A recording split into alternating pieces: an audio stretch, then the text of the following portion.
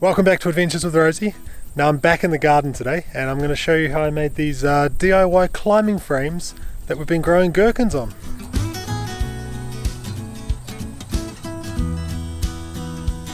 So the first thing we need to do is build a frame, something that's going to support the weight of this gherkin plant as it climbs up.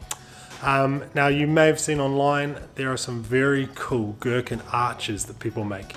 So essentially if you have two raised garden beds, or say a retaining wall, some sort of path, people will get metal and make an arch that you can walk under and gherkins hang down. They look amazing. We don't quite have the right area set up at the moment. Our veggie garden's still in its infancy at the moment. We're going to build an arch basically, but this is sort of phase one. This is our first attempt at it. What we're going to do is use this right here, some expanded metal. Now this is the same stuff that gets put under driveways and concrete to reinforce it. Normally expanded metal of this size comes in massive sheets. I think 6 by 3 meters or 6 by 4 meters, huge. Too big for me to go and pick up. But what I found at Bunnings, which is a hardware store here in New Zealand and Australia, is they sell a slightly smaller panel of it, and this is 180, so 1.8 meters by 90 centimeters, so kind of a meter by 2 almost, but this is perfect. These cost about $25, I think, maybe $30. So I've got 2 of these, and the plan is to basically build a frame around it. It is a little bit flimsy, if I hold it sideways. If we tack this up against the retaining wall, it'll probably hold, but then obviously with the weight of plants, I wouldn't want that flailing around in the wind.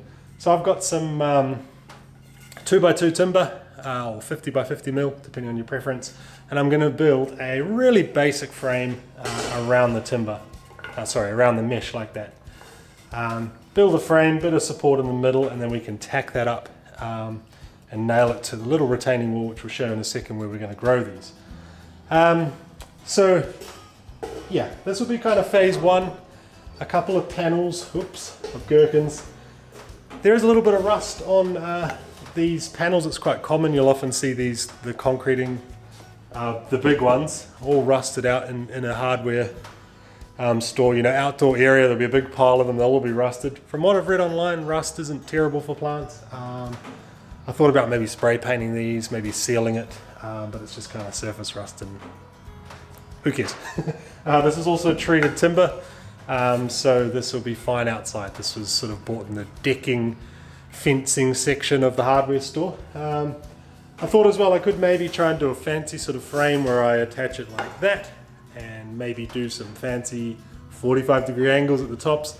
But what I think I might just do is do it like that, staples on, and I think it'll just give it a bit more strength. It won't look quite as cool, but it'll be simpler for me, and we're starting off doing things basic here. Speaking of basic, I'm going to use a handsaw for this project. Tools and things are kind of new to me. Having lived in town for years, we didn't really need much more than a few screwdrivers, and now that we're sort of doing projects like this, I've been thinking about maybe buying a skill saw or something. I just don't know what brand. I go into the hardware store and it's so overwhelming, all the different brands and all the millions of tools and the batteries to buy. So if you've got a favorite that you think I should buy, let me know in the comments. I had to rebuild a section of fence, our post and rail fence last weekend actually, and I used the handsaw and it was a little bit tedious.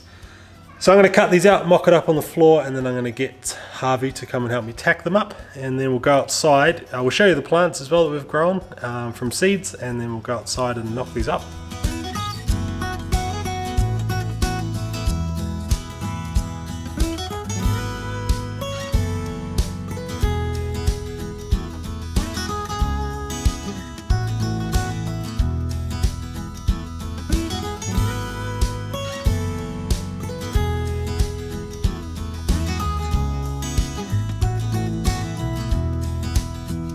Alright, first one's done and dusted. Pretty sturdy, I'm pretty happy with that. Doesn't look incredible.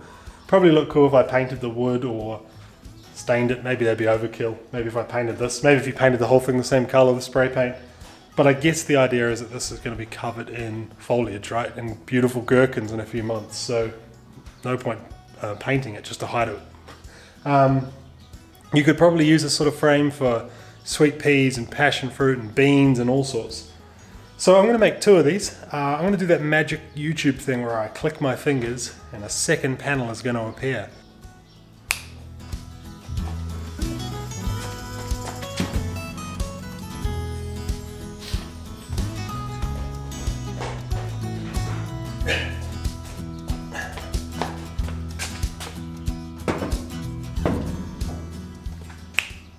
Yeah, there we go. All right, let's go outside and nail these to the retaining wall and we'll show you the plants as well.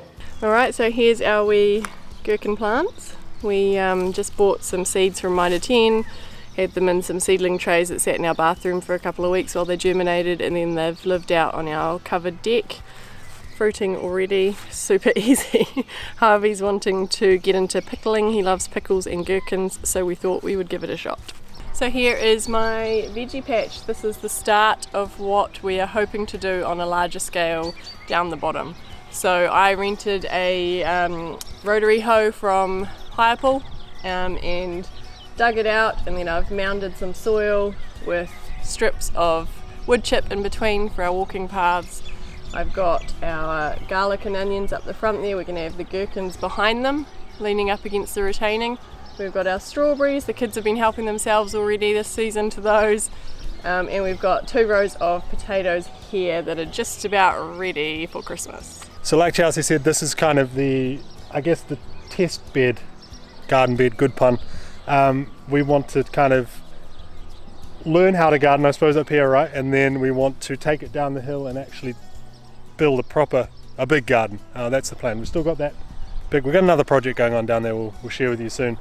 But we want to 10 times this one day and then actually be able to produce, you know, enough veggies for ourselves and our friends and our family and stuff. So this is the test bed and it's proving quite fruitful, as you've seen. Another great pun. So we're going to nail the trellis, the frames we just made up against that retaining wall. They pretty much face north, so they're going to get a lot of sun, water right there to water them, so it's kind of a good spot for them.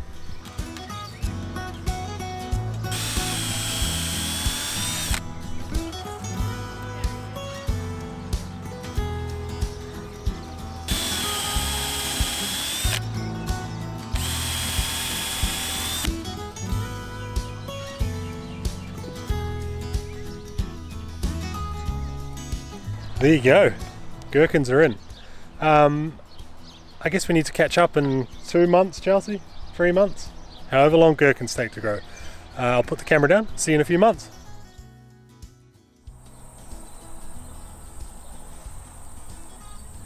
Alright, well, a few months have passed and we got some growth going on. These frames are working really well.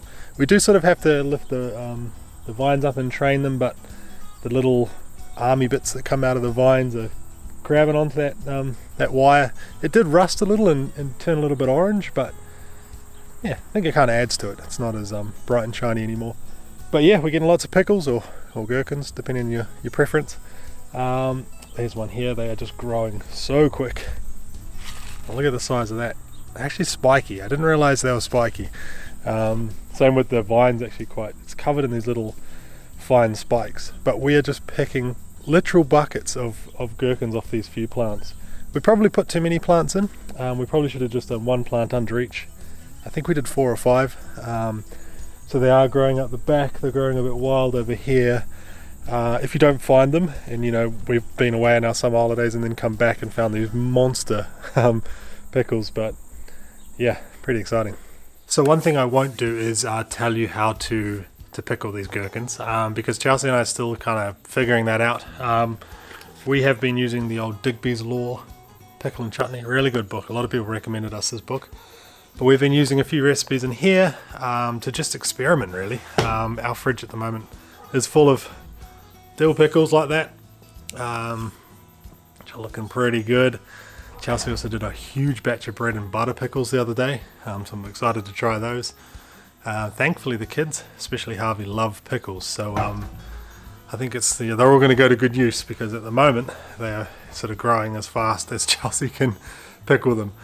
She just picked some this morning and probably got the equivalent of one of these jars full, you know, today. So yeah, definitely worth doing, and I think we'll just refine this process over time and maybe share it with you if we're confident that they're good tasting pickles. But pretty easy to grow, pretty fun. Yeah, quite a fun little project, and fun to build those little frames. I'm going to use those wire mesh frames for other things.